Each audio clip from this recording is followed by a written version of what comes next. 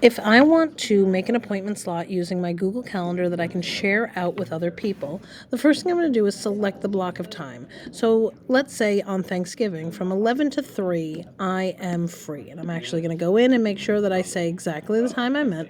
So 11 o'clock to 3 o'clock. And normally by default we go into event, but we can see here that we could select an appointment schedule.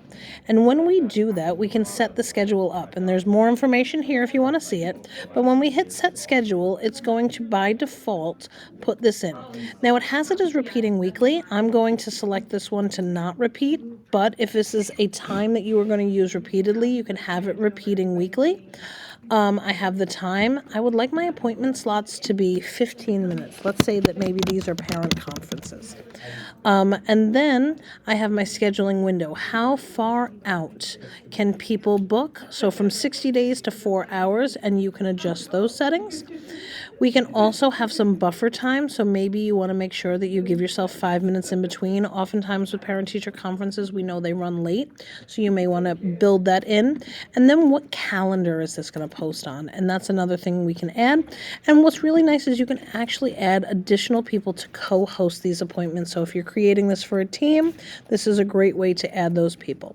Now, once we have all of our information put together, you can then, this is again one specific date, but if you were going to have this be a weekly repeating thing, we can actually build a schedule. So maybe you have a position where you want to have time open from 12 to 2 every afternoon for people to be able to log in and sign in for hours. You can create that schedule and have it repeat.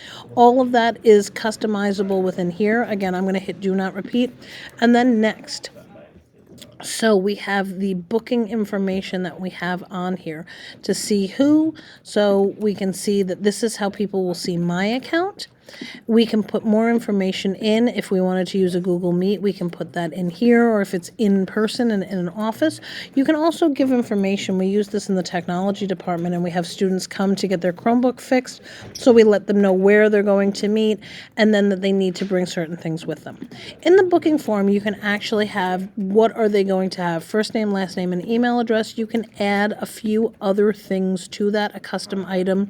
Maybe if this is for some kind of specific meeting, you could have them identify what reason they're coming in. So, meeting name or type of meeting or any of that information can be added within that section. And then in the booking confirmation, that email reminder is great. So first they get a calendar invitation and it'll pop up on your calendar and their calendar as well. But we can add that email reminder, and you can add additional ones. I always have a 10-minute before my appointment reminder, just so I get that ding to remind me what I need to do. Once it's all set, you can hit save. Now you actually have created this. We have the opportunity to share it out. We can do a link, or you could embed this on a Google site, which makes it really nice if you're using, Google site as a central location for your information, or we can just copy and paste that link out.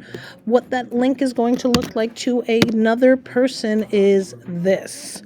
So we're going to have jump to the next available, and it will bring a person in. They're going to be able to see where we are. I've got nothing next week. I've only got my Thursday appointments, and I can see what kind of appointments are in here. I didn't finish setting all of it up, but they can book their appointment right through that slot. And that is how you will have your calendar as appointment slots.